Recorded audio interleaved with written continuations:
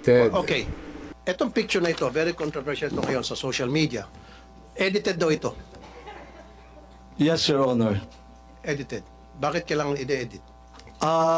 We have to protect the identity of the winner. Meron po nagreklamo sa amin one time, we covered the face, yung damit naman po ay nakilala. So, nagreklamo siya, sana naman daw po, wag ipakita naman po yung damit. So, yan po ang reason niyan, and I agree, it's a very poor editing, pero the objective is to conceal the clothing na ma-identify sa kanya. So, ibig sabihin, so inamin nyo, inedit to, pinalitan yung clothing. Opo. Good day mga kababayan, isang mapagpalang araw sa ating lahat. Ayon sa tapagsalita ng PCSO na dapat proteksyonan ang mga lucky winner ng loto. Ito po ay para sa kanilang kasiguraduhan na hindi sila mapapasama sa kanilang napanalunang pera. At kung hindi ka pa subscribe sa aking munting channel, please subscribe and click the notification.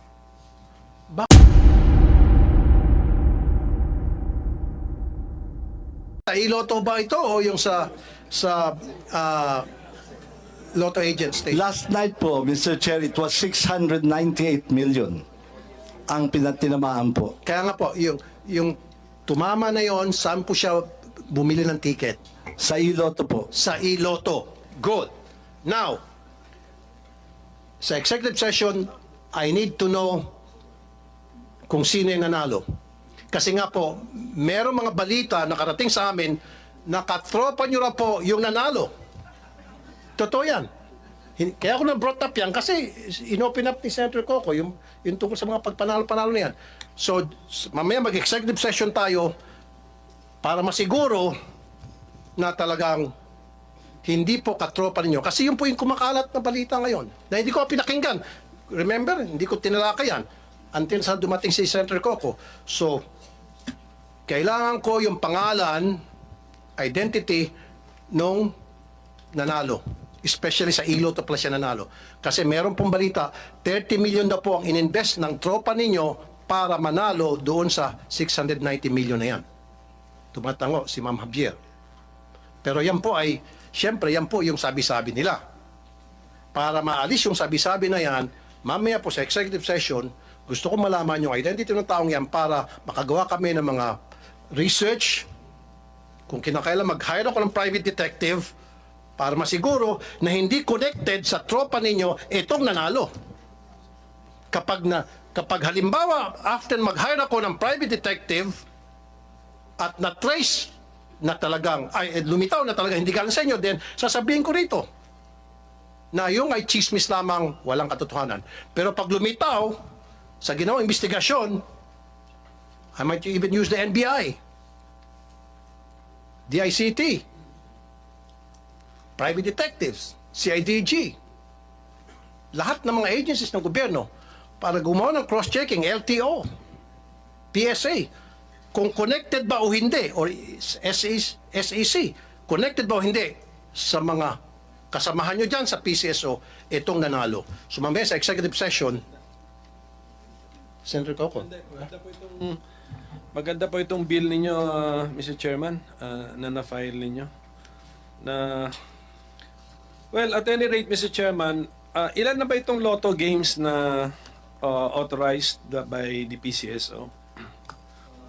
We have the big ones. We have The jackpot games we are have the 5, Mr. Chair. Five. We have the 642, the 645, the 649, 655, and then the 658. Over the Christmas period, we increased the jackpots of all these 5. Yes or no? Yes, Mr. Okay. Chairman. For the 642 and the 645, 100 million. For the 649, 655, and 658, 500 million. One time. The plan was to do it one time. May I know the legal basis?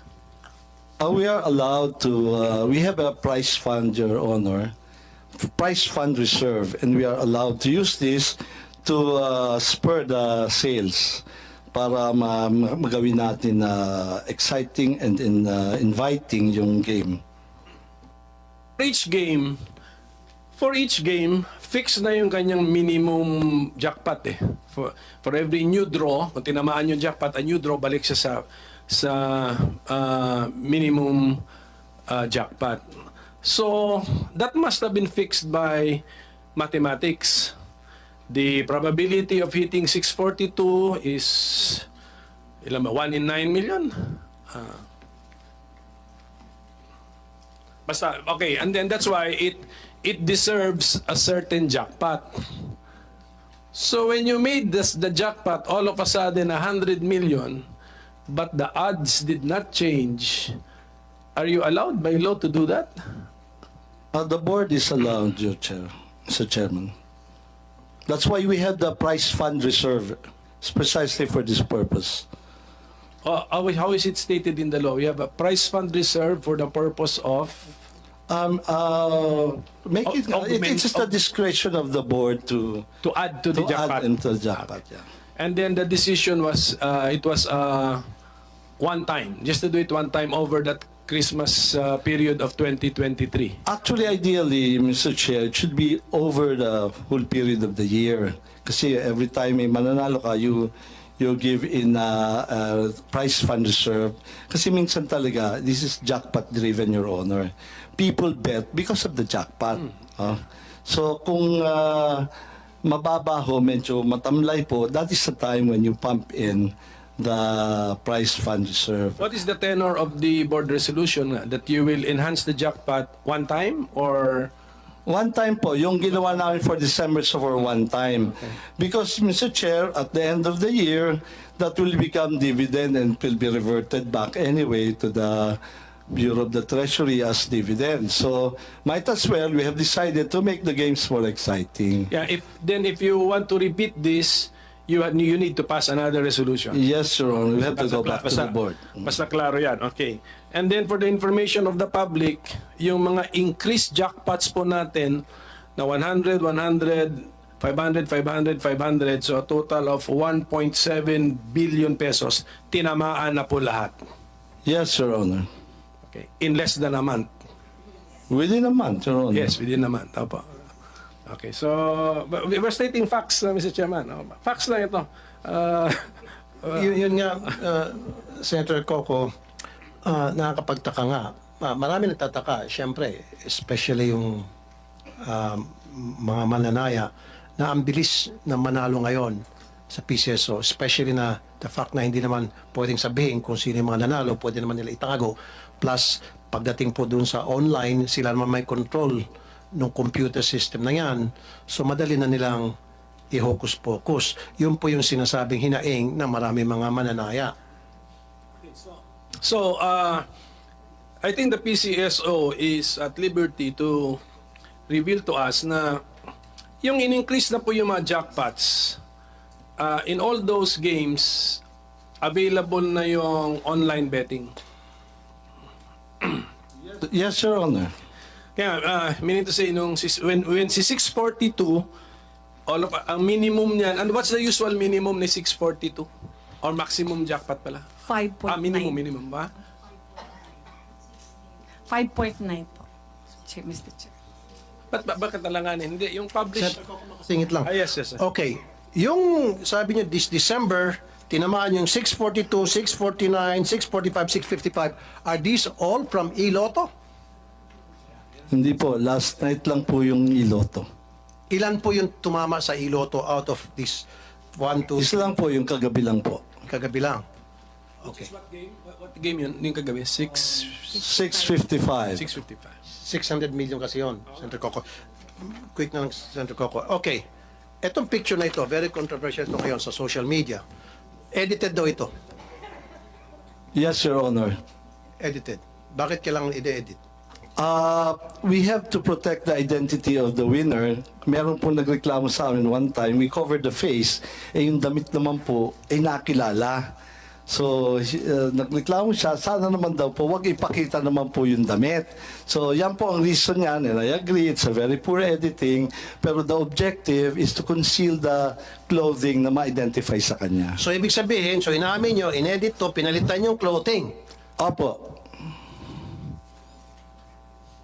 bakit kinakailangan palitan ang clothing? Again, part po yan ng pag-conceal kasi na-identify po yung damit. For example, kung at that day, yung mga kapitbahay po uy, yun yung suot niya, ganyan. Or kung nakapag-selfie siya, meron yung pong nagreklamo sa amin, favorite clothes daw kasi, kaya nalaman siya. So, Your Honor, if there is something to apologize, it's the poor editing.